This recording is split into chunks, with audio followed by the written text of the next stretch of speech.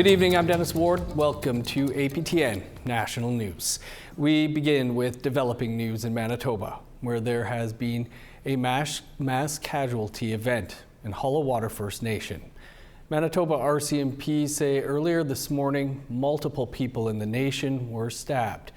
Police are confirming that at least 8 victims have been transported to hospital.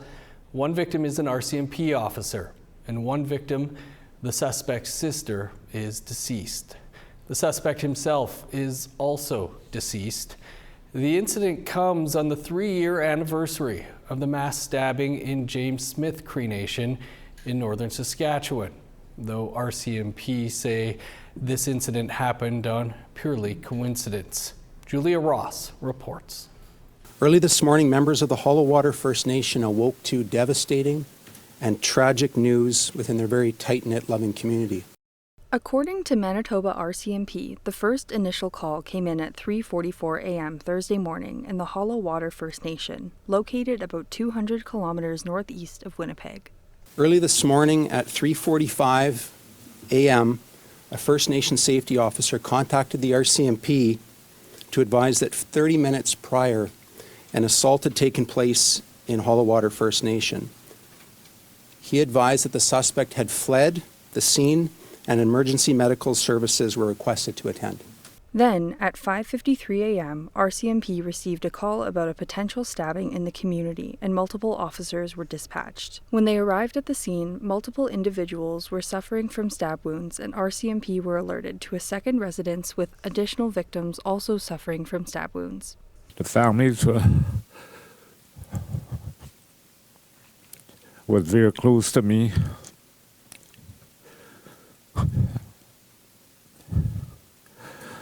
And my deepest condolences to the family right now. So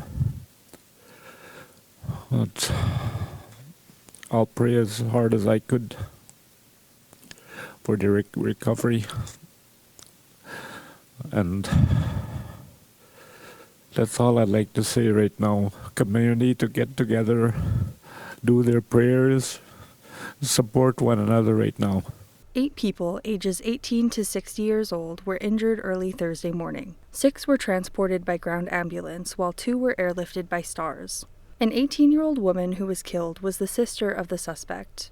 The suspect has been identified as 26-year-old Tyrone Simard from Hollow Water First Nation, who is also now deceased. In total, 8 community members ranging in age from 18 to 60 years of age had sustained injuries during this incident.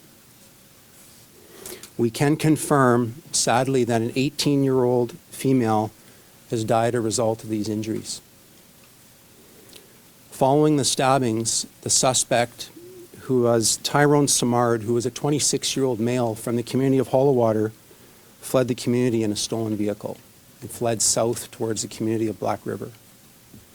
The vehicle was located by the RCMP near Black River First Nation, traveling south on PR Highway 304. It was at this time, when the vehicle was located at approximately 6:53 a.m., that the suspect collided with the RCMP cruiser that was driving northbound towards the scene to respond. The suspect, Tyrone, succumbed to his injuries on scene. The female RCMP officer was seriously injured when her vehicle and Simard's stolen vehicle struck one another. While Simard died of his injuries from the collision, the officer is expected to make a full recovery. Both the Manitoba RCMP and Premier Wab Canoe call the officer a hero, who was seriously hurt while protecting the people of Manitoba. Without any doubt, she put her life at risk for the safety and security of Manitobans, and I wish to extend my heartfelt thanks to her and to all the RCMP officers who responded this morning. One of whom is a police officer, who we're still finding out the details of what happened about, but we can say that she is a hero. We don't know the specifics yet. We will in the coming days, I'm sure. But she stopped a man on a rampage. So on behalf of the province of Manitoba, I thank her. In a statement to APTN News, a Shared Health spokesperson confirmed that a Code Orange alert was declared at the Health Sciences Centre in Winnipeg, and 6 patients were transported by ground and STARS air helicopters. They added, "Our thoughts are with the victims, patients, families, and loved ones. The code orange alert was declared clear at 10:51 a.m. this morning." Julia Ross, APTN National News, Winnipeg. And we will have much more on this later in the show when our Truth and Politics panelists Negon Sinclair and Jennifer Leywitz join us.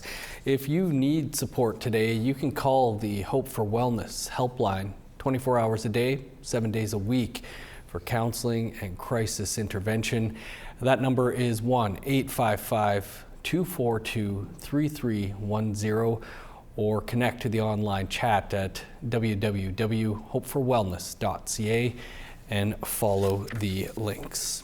To the Assembly of First Nations AGA now, and while day one of the Assembly was dominated by the Carney government's One Economy Act and how this could affect Indigenous rights, day two dealt with issues closer to home, such as the opioid crisis and need for increased funding for First Nations policing.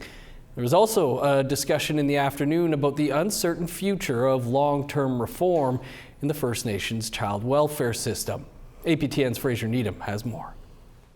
Mark Arcan says opioid drug use amongst First Nations people in Saskatoon has reached crisis levels in recent years. The head of the Saskatoon Tribal Council was part of a panel discussion on the issue at the AFN Assembly Thursday morning. He says more funding for First Nations mental health and addiction services is needed, but does not favor safe consumption sites. I don't support our safe consumption site in Saskatoon because it's not getting people off of drugs. It's leading to more problems because at the end of the day it's a safe place for people to go, but they're still continuing to use drugs, so we're not solving anything. First Nations policing advocates have been pushing Ottawa for years to pass legislation recognizing it as an essential service. During another panel discussion, First Nations Chiefs of Police Association President Jerry Swamp told delegates the issue appears to have fallen off the radar of the Carney government, despite being promised by former Prime Minister Justin Trudeau in 2020. But I don't feel that First Nation policing is a priority right now for public safety. They're prioritizing everything towards the border and the opioid crisis, but First Nation policing is on the back burner right now. I feel that it's probably going to be on the back burner for the next few years. Things have been at a standstill in long-term reform in First Nations child welfare since Chiefs voted down a $47.8 billion agreement at an assembly in October 2024. Pauline Frost of the National Children's Chiefs Commission told delegates they have repeatedly tried to get Ottawa to discuss a new agreement, but to no avail. We have taken various measures and approaches to negotiate with Canada, or tried to get Canada back to the table to negotiate, unsuccessfully. And to this point, I met a week ago with, or 2 weeks ago with Minister Galmasti. I met with the ADM. We have written numerous letters to encourage Canada to come back to the table, all without success. Cindy Blackstock of the Caring Society also had some stark words for the Carney government, that delaying an agreement on long-term reform will only cost Ottawa more in the end. Discrimination does not pay. That's fool's gold. And we've already seen it in this case because Canada had the solutions in 2000. They chose not to implement them, and they've had to pay out $23.4 billion to poor children who lost their lives and their childhoods. They'll never get that back. The Canadian Human Rights Tribunal recently called on Ottawa to get back to the negotiating table. The Assembly continues Friday morning with the discussion of repatriation of artifacts and the United Nations Declaration on the Rights of Indigenous Peoples. Fraser Needham, APTN National News, Winnipeg. Saugeen First Nations fight to be recognized as the rightful owner of a popular tourist destination spot in Ontario has now ended. 2 years ago, they won the battle at the Ontario Court of Appeal, and last week the Supreme Court of Canada upheld that decision. Here's Annette Francis with more. This popular vacation spot is officially now in the hands of the rightful owners. It's no longer known as Sauble Beach. With a few corrections in lettering, it's officially Saugeen Beach. Lawyer Noonie Frame says it's been a long time coming. Well, I mean, the battle began back in the 1850s. Saugeen signed their treaty, now called Treaty 72, back in 1854. And almost immediately, the Crown breached the treaty promise to establish a reserve with the boundaries that had been agreed on. And Saugeen people had been advocating since the 19th century to have their reserve land recognized and to have the beach particularly recognized as part of the reserve. Into the 60s and 70s, Saugeen people became more active in advocating with their treaty partners. The beach has been attracting vacationers since the early 1900s. The town of Bruce Peninsula and a few private landowners have been pushing back with hopes of holding the title. Their appeal was lost at the Supreme Court of Canada last week. It's a huge vindication. Yeah, I think that's going to be a process of healing and a process of coming together, something that I know the Saugeen people and Saugeen leadership are always prepared to do. They've always wanted and were clear in their testimony at trial that good relations with their non-Indigenous neighbors are critical. The property runs on the northern edge of Saugeen First Nation. Frame says it's a small but an important piece of land with about 2.2 kilometers of beachfront. It was critical to their fishery. Whitefish and lake herring were fished along Saugeen Beach in huge numbers. It was a gathering place for their citizens and for allied nations to come together at the council fire to talk about issues of importance. And it was a critical way for Saugeen people to move up the peninsula towards Chiefs Point, which is a second reserve that they have, which was another critical gathering place. According to Frame, the next step is compensation for dispossession of reserve land for 170 years, either by negotiations or litigation. But right now they'll celebrate. Annette Francis, APTN National News, Saugeen First Nation. A new report from 3 nonprofits indicates that there needs to be more electric school buses on the road across Canada. APTN's Chris Stewart spoke with 2 of the authors of that study and has more. The 65-page report by Green Communities Canada, the Canadian School Bus Alliance, and Equiterre says that of the 51,000 school buses in Canada, only 1,900 or 4% are electric. And 70% of current diesel buses need replacement in the next 2 to 7 years. The report says they should be replaced with electric. Nicole Roach is a co-author of the report. So we do see strong leadership in provinces like British Columbia, Quebec, and PEI, but we also see a lot of provinces and other communities that really haven't adopted any or really falling behind in that transition. The report says Indigenous communities are lacking electric buses due to several factors. It costs a lot more to operate school transportation in remote northern Indigenous communities, primarily due to remoteness, longer travel distances, and poor road conditions. We also heard that school staff often have to multitask. So different people are filling in as school bus drivers, which makes it really challenging to adopt new technology. Valerie Tremblay is also a co-author. She says the goal is to have 100% electric school buses by 2040. And diesel buses need to be phased out for the health of kids and to help the environment. So we have our children that are in those buses, around those buses all day long, every day, that are inhaling these same pollutants. So we think one of the main reasons for making this transition is the health of children. There are also other associated impact like reduction of GHG emissions. Economic-wise, in the long term, ESBs, electric school buses, tend to be cheaper since they need less maintenance. Electricity also tend to cost less than diesel or gas.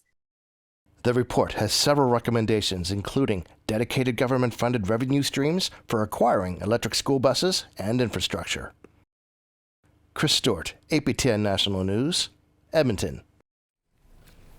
Time for a quick break, but stick around. Our Truth and Politics panel will be here in 3 minutes from now.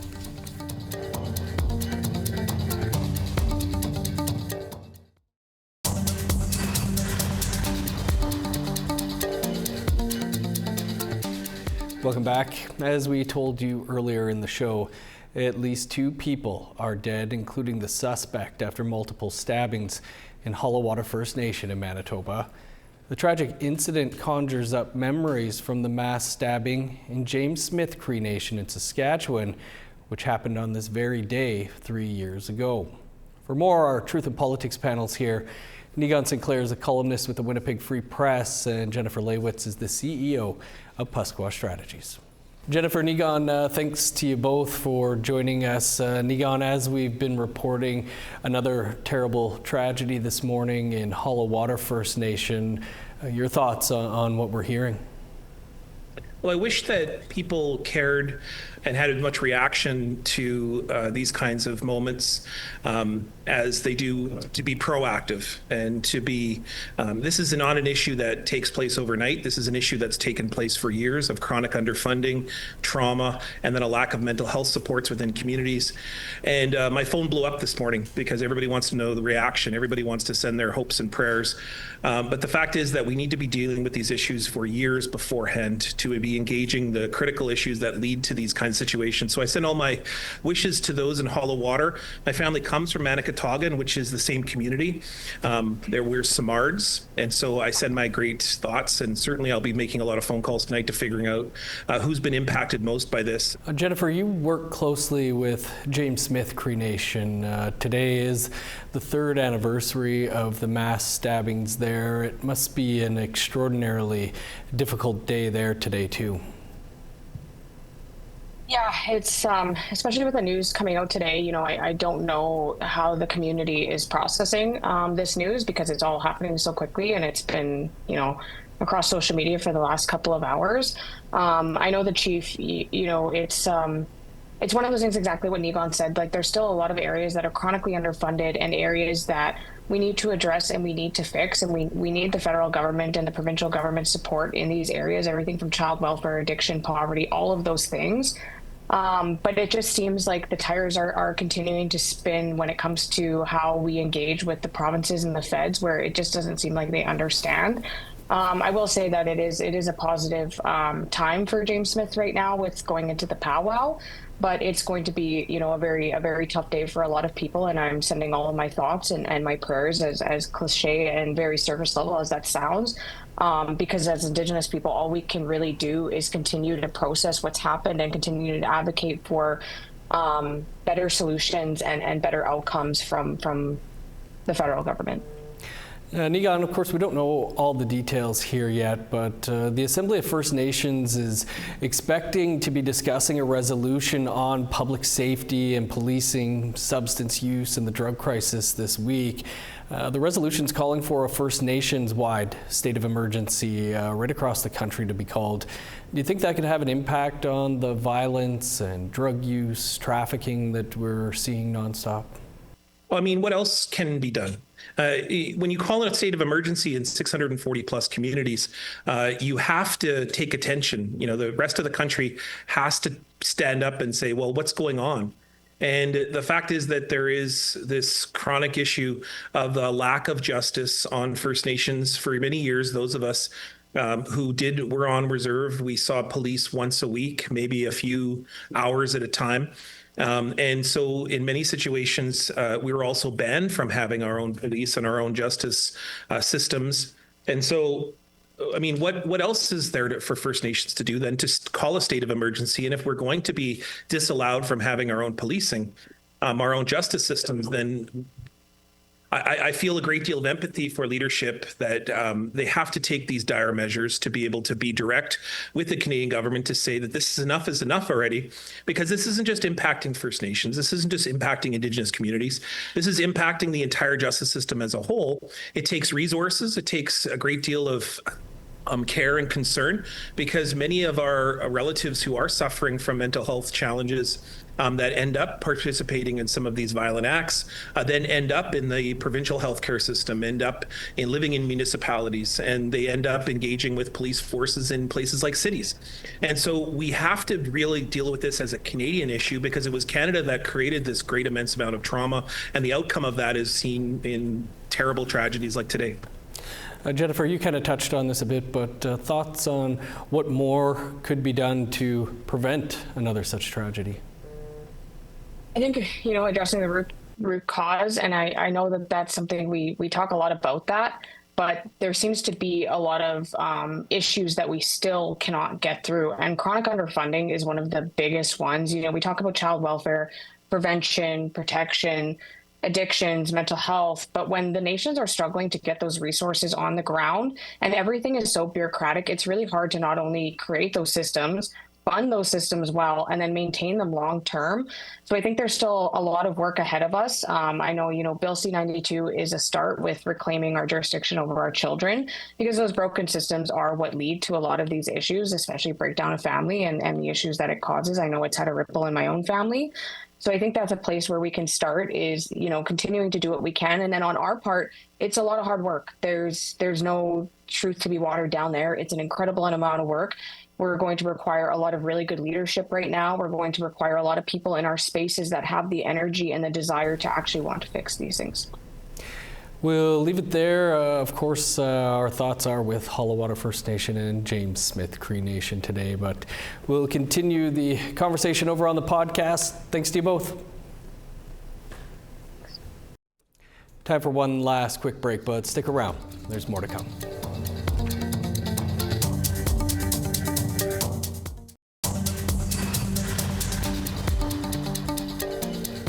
Welcome back. Time now for our photo of the day. And a beautiful sunset was the backdrop in northern British Columbia. And thanks to Keith West for sharing this photo with us all. Keep those photos coming by sending them to share@aptn.ca. Now let's take a look at tomorrow's weather forecast. Starting on the East Coast, smoky and 21 for Halifax, sunny and 22 in Charlottetown. Rain and 20 in Kuujjuaq, cloudy and 6 in Nain. Sun's out and 25 in Montreal, cloudy and 14 in Chibougamau. 13 with showers in Sault Ste. Marie, cloudy and 22 in Ottawa. 10 in Thunder Bay, cloudy and a high of 6 for Sioux Lookout. 11 for God's Lake, 14 in Norway House. 17 in Winnipeg, 14 in Dauphin. 15 in Regina, 18 in Saskatoon. 18 in Meadow Lake, sunny and 11 for La Ronge. In northern Alberta, 23 with the sun out in High Level, 15 and sunny in Fort Chipewyan. 23 and sunny in Edmonton, sun's out and 25 in Lethbridge. 25 and sunny in Vancouver, 32 under sunny skies in Kamloops. 29 in Prince George, sunny and 28 for Smithers. 12 with showers in Old Crow, 24 in Whitehorse. 16 and sunny in Yellowknife, 22 with the sun out in Norman Wells. Cloudy and 6 in Sax Harbor, 14 in Pawlatuck. 7 with rain in Chesterfield, sunny and a high of 9 for Baker Lake. -2 in Resolute, 1 below in Arctic Bay. That's all the time we have for your APTN National News for this Thursday. You can find more on the incident in Hollawater First Nation and other stories over on our website, aptnnews.ca. I'm Dennis Ward. Marcy Miigwech, thanks for being with us.